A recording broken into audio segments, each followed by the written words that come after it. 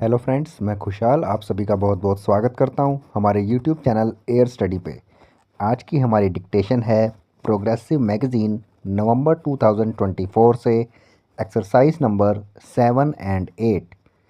Get ready, start.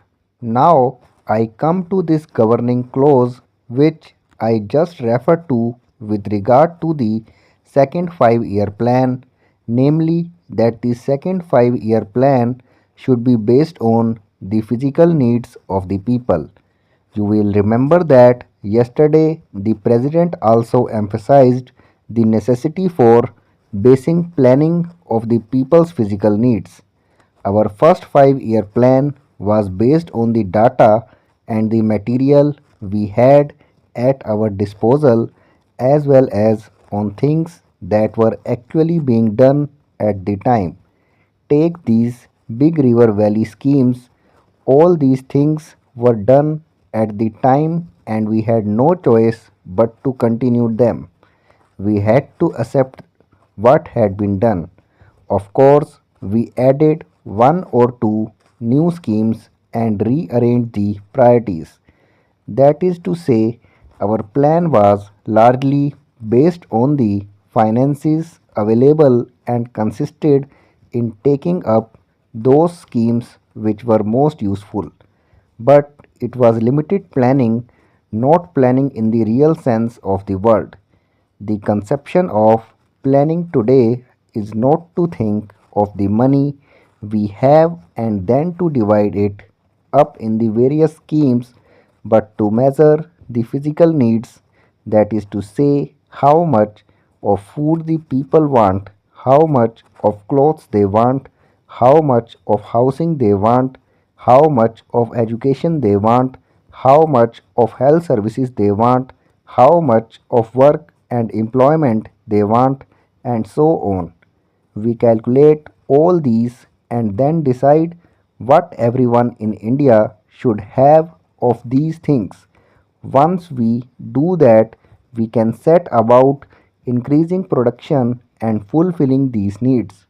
It is not a simple matter because in calculating the needs of the people, we have to calculate on the basis not only of an increasing population but of increasing needs. I shall give you a instance. Let us take sugar.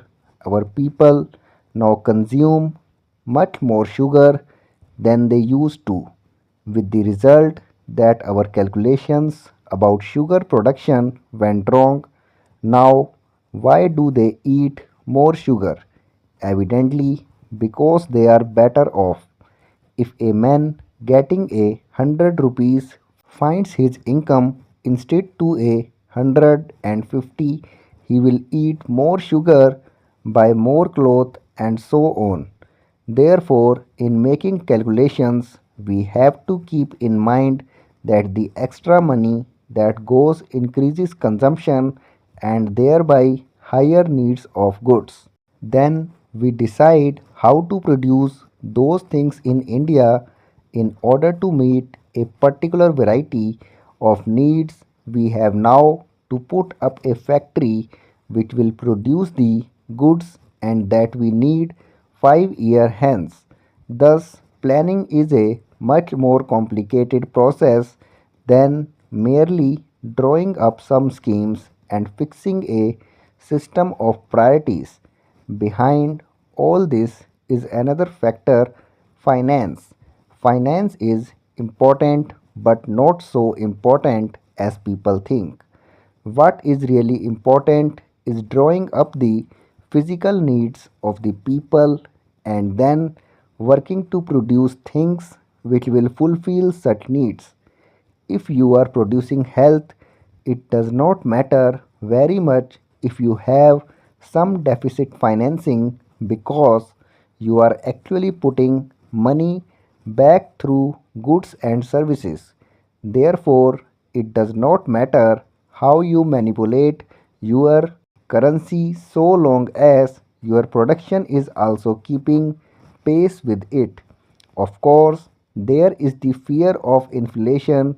We must avoid it. but there is no such fear at present in India. On the other hand, there is deflation. Nevertheless, we have to guard against inflation. We have to produce the equivalent of the money pumped in. Sometimes there is a gap between investment and production when inflation sets in. For example, let us say we put in 100 crores of rupees in a river valley scheme which takes 7 or 8 years to build. During the years it is being built, we get nothing out of it but expenditure. This can be balanced in cottage industries in which the gap in time is not large. The additional money that you have put in is not locked up for long. Therefore, in planning, we have to balance heavy industry, light industry, village industry, and cottage industry.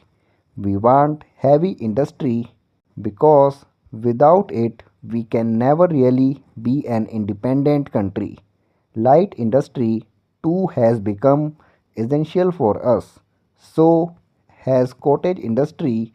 I am putting forward this argument not from the Gandhian ideal but because it is essential in order to balance heavy industry and to prevent the big gap between the pumping in of money and production. But production is not all. A man works and produces something because he expects others to consume what he produces. If there is no consumption, he stops production. Therefore, whether it is a factory or a cottage unit, consumption of what is produced should be taken care of. Mass production inevitably involves mass consumption, which in turn involves many other factors, chiefly the purchasing power of the consumer.